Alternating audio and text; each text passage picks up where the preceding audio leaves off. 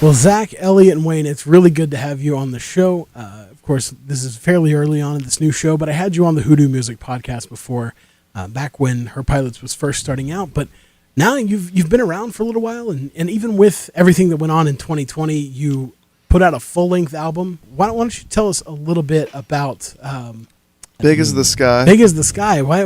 I knew the word sky was in it, but it just left my brain for like 2 seconds. Yeah, it's something that we embarked on probably like 18 months ago, and we were doing it just, we all work full-time, so you kind of have to just fit it in when you can. Yeah. Most of it was done with Ryan Lara at his mom. He was living at his mom's crib for a little while before he moved into his place, and we did a lot of it in his bedroom.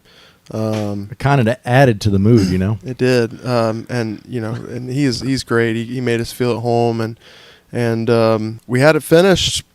Feel like last August. I can't exactly remember the exact date range, but a lot of things were going on, and we decided just to kind of hold off on the release.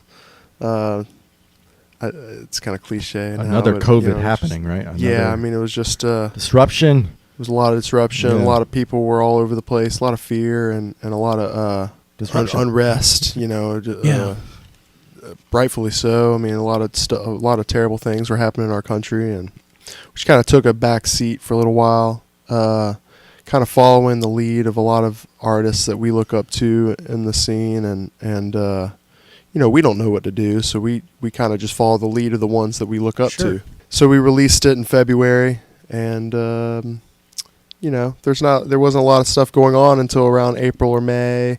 So we kind of just been sitting on this album. We got a lot of copies, and we want to take it out there and perform the songs for people, and share a few of our new stuff that we've kind of written in the meantime. But it was a tough year for a lot of people, but I think we made the best of it and got a lot of work done, and a lot of stuff in our personal lives on track.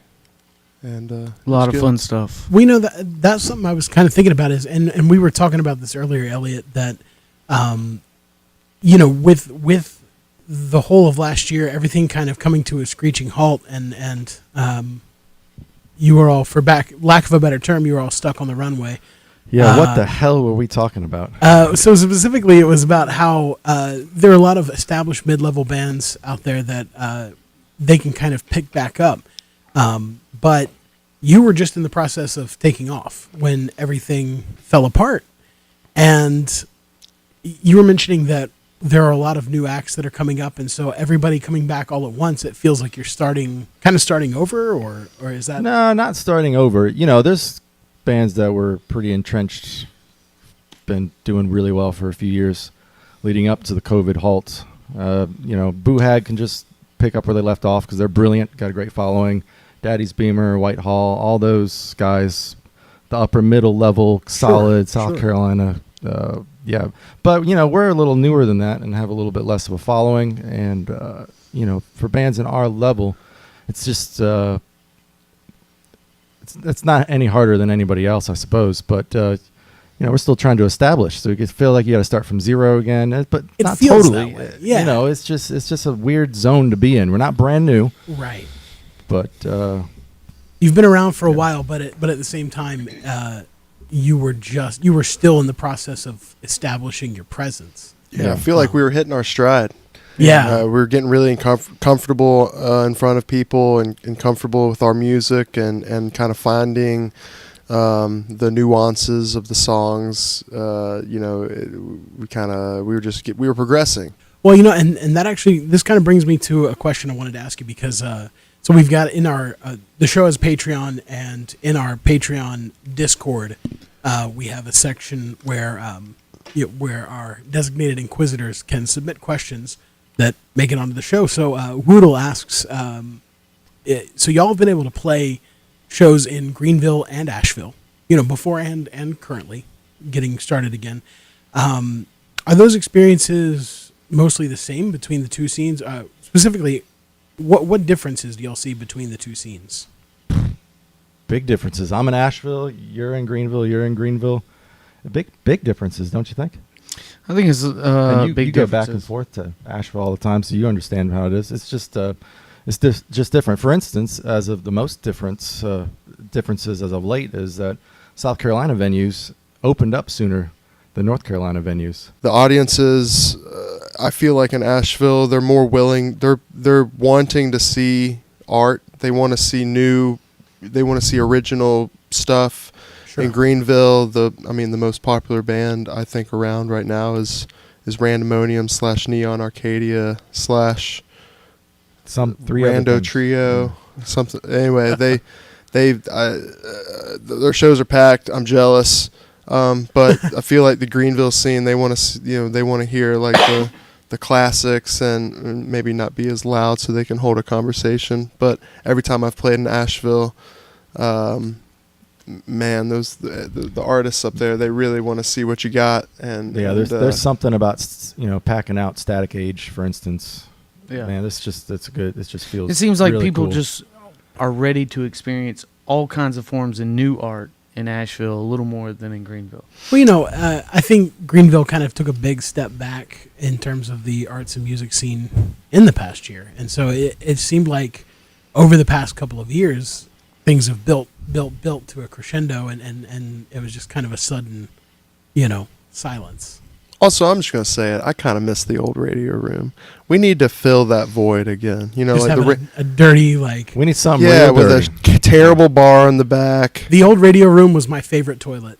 Yeah, That's right. Like it was mandatory to take a shower when you got home. I mean, It wasn't an absolutely. optional. You don't go to bed without taking a shower That's first right. after the old radio room. I don't think I would. If you asked myself 10 years ago, would you ever say that? I would be like, no, I hate this place.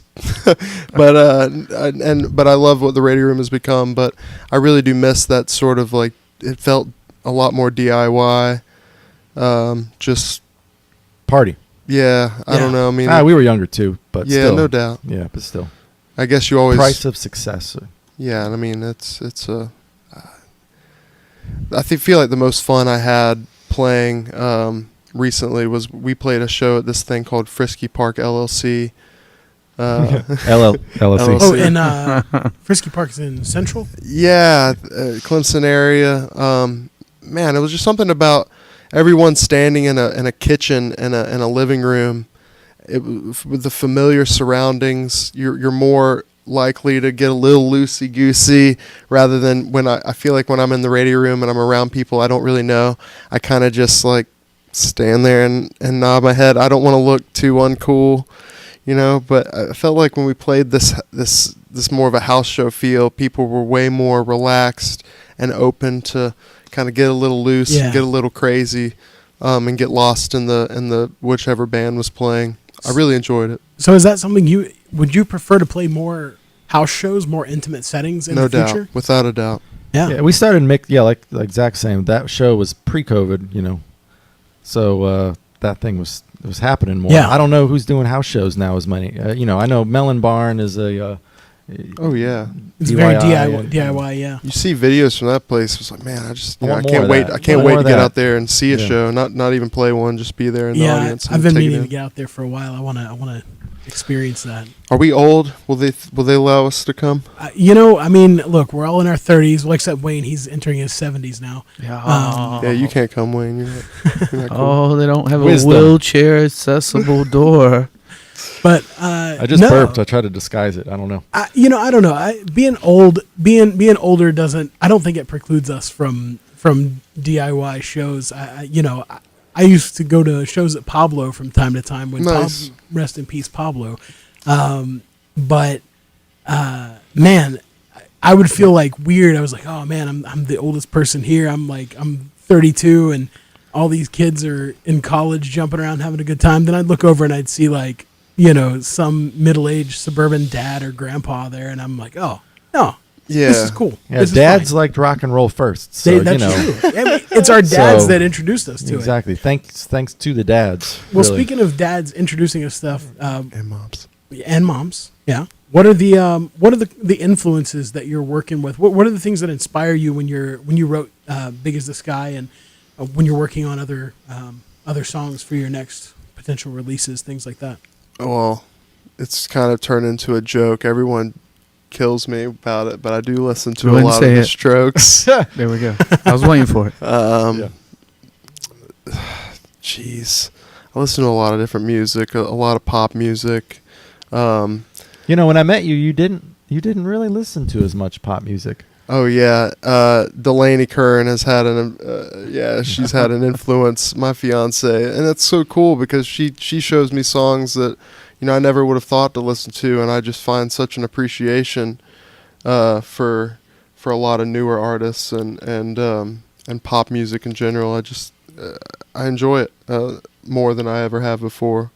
So that probably has influenced me a lot. The songs on this last album, a lot of them are somewhat like morbid or a little angry.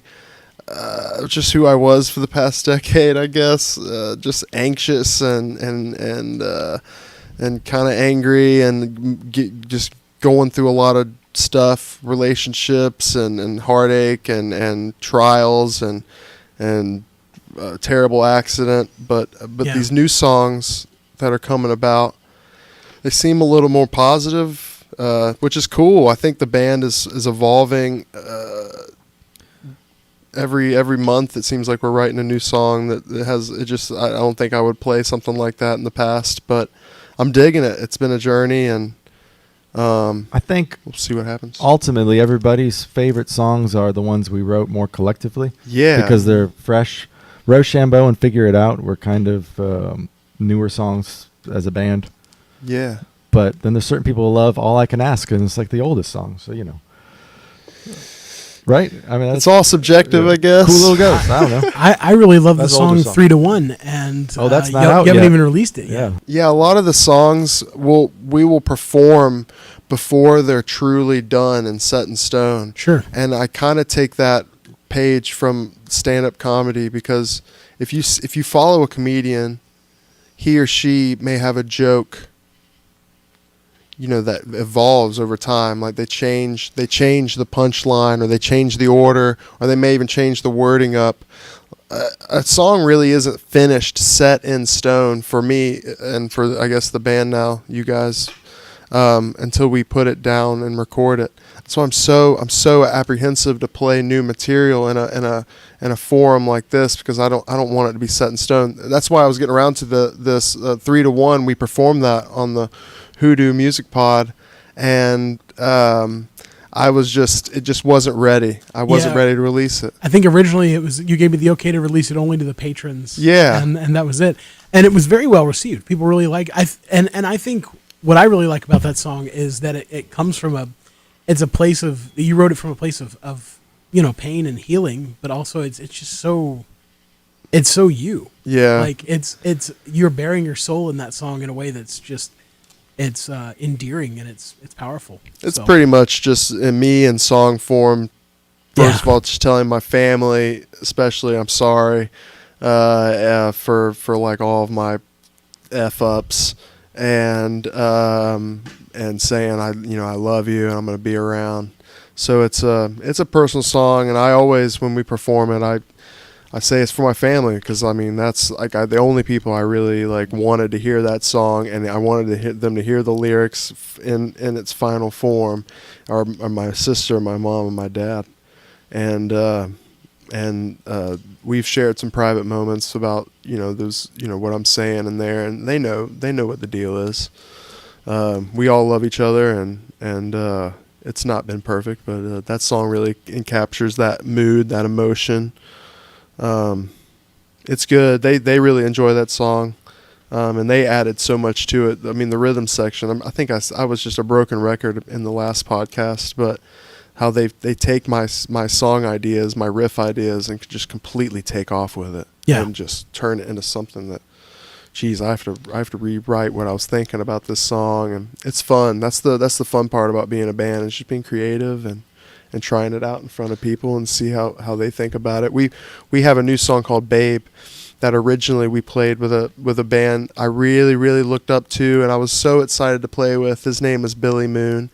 Billy Moon in Canada, baby. Yeah, and he kills it. Oh man, the band was Good so dude. good. Such a dude. good guy to hang out with. And we tested out this riff, this song idea in a different form, and it completely bombed. And I remember right embarrassed. after, I was so embarrassed. So after we finished playing the song, I was like, I well, did pretty good. still working on that one, I guess.